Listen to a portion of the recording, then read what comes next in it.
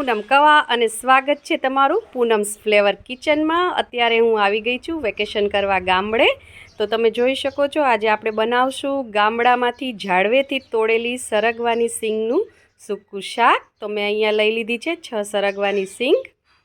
તમે જોઈ શકો છો કેટલો સરસ સરગવો છે।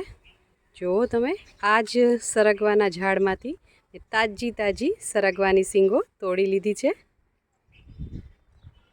હવે આપણે આ સરગવાની સિંગને કુકરમાં નાખી દીધી છે અને હવે આપણે નાખીશું પોણો ગ્લાસ પાણી એની અંદર અને હવે આપણે કુકરનું ઢાંકણું બંધ કરી દઈશું અને એને ગેસ ઉપર મૂકી દઈશું અને એક જ વિસલ આપણે લેવાની છે અને પછી પ્રેશર રિલીઝ થાય પછી આપણે સરગવાની યુઝમાં લેશું।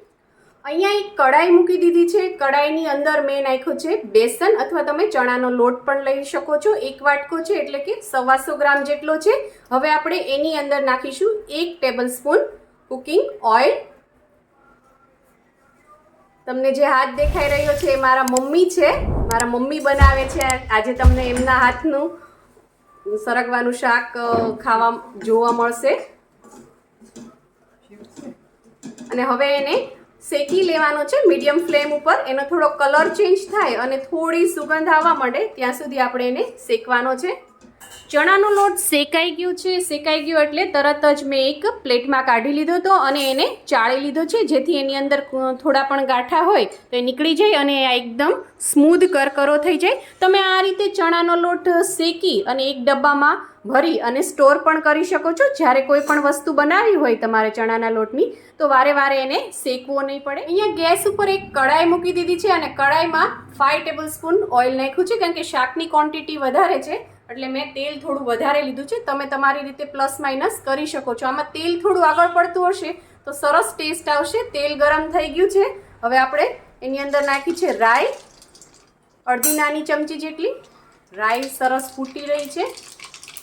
અહીંયા થોડો તમને અવાજમાં ડિસ્ટર્બન્સ આવશે તો એના માટે સોરી। હવે રાઈ ફૂટી ગઈ છે એટલે એની અંદર આપણે 2 ચપટી જેટલી હિંગ નાખીશું અને ત્યારબાદ આહાહાહા કેટલી સરસ સુગંધ આવી રહી છે।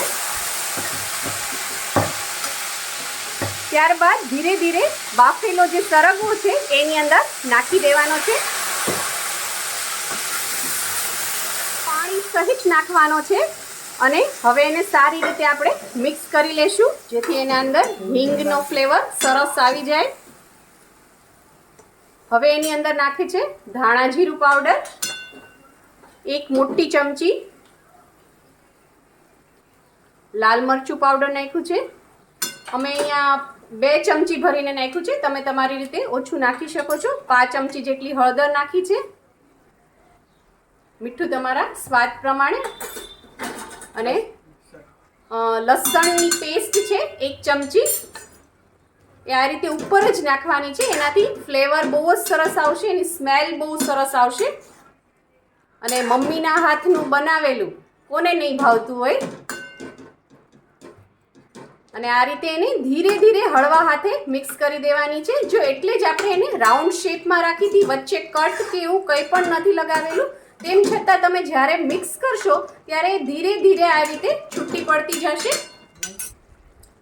થોડો એની અંદર 1 ચમચી લીંબુનો રસ નાખવાનો છે અને લીંબુનો રસ નાખ્યા પછી આપણે એની અંદર પાણી નાખશું। કેટલું નાખ્યું હશે મમ્મી આપણે પાણી? હા, અડધા ગ્લાસ જેટલું પાણી નાખ્યું છે।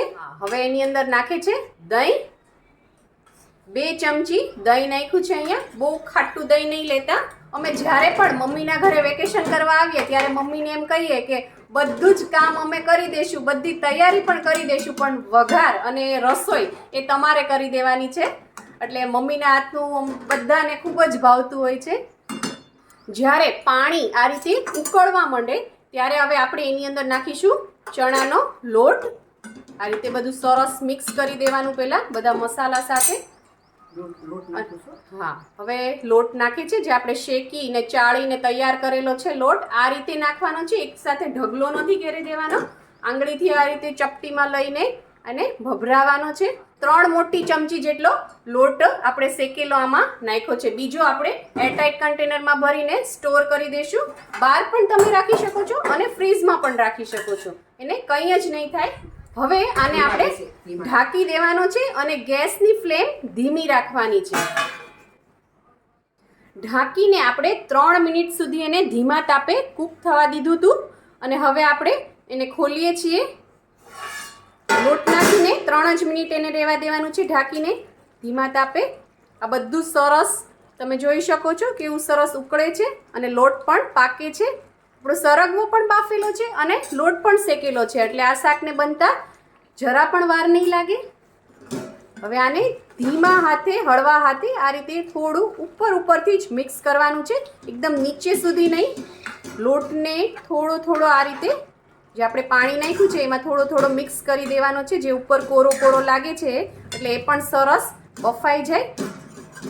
તમે જોઈ શકો છો લોટ શેકેલો છે તો તેલ કેટલું સરસ બહાર આવી રહ્યું છે. નહીંતર તમે ચણાના લોટ નાખેલી કોઈ પણ શાક બનાવશો તો જલ્દીથી તેલ બહાર નહીં આવે, તેલ અંદર એબ્ઝોર્બ થતું રહેશે. હવે હજી આપણે આને આ રીતે 2 થી 3 મિનિટ સુધી રહેવા દઈશું. મીડિયમ ફ્લેમ ઉપર ખુલ્લું આ રીતે મેં 3 મિનિટ આને કૂક કરી લીધું છે અને હવે ગેસની ફ્લેમ બંધ કરી દઈશું. તમે જોઈ શકો છો આટલી જ વારમાં શાક રેડી પણ થઈ ગયું છે. હવે આપણે આ શાકને એક કાસાની તાસળીમાં સર્વ કરી લઈએ. અહીંયા ઘરે આવીએ, ગામડે આવીએ એટલે આપણને આવી બધી જૂની વસ્તુ યાદ આવી જાય જે ગામડાની છે, આપણી જે વંશ પરંપરાગત છે, જેમાં આપણે પહેલાં ખાતા હતા પણ હવે ભૂલી ગયા છે. તો તૈયાર છે આપણી સરગવાની સિંગનું સૂકું ચણાના લોટવાળું શાક. હું ઝાડવાની નીચે બેસીને આને રોટલા ગરમા ગરમ રોટલા સાથે ખાઈશ અને ઉપર ચકલીનો માળો છે, આગળ બુલબુલનો માળો છે. એટલી મજા આવી રહી છે કે એની કોઈ સીમા નથી. તમે પણ તમારા ઘરે બનાવો અને મને કોમેન્ટ કરીને જણાવો કે તમને અમારી આ રેસીપી કેવી લાગી. જો તમને મારી આ રેસીપી પસંદ આવે તો લાઇક, શેર, કોમેન્ટ કરો. પ્લીઝ મારી ચેનલને સબસ્ક્રાઈબ કરો અને હા, બેલ આઇકન દબાવવાનું ના ભૂલશો, જેથી આવી જ સરસ મજાની વાનગીઓ તમારા સુધી પહોંચતી રહે. Thank you. આવજો.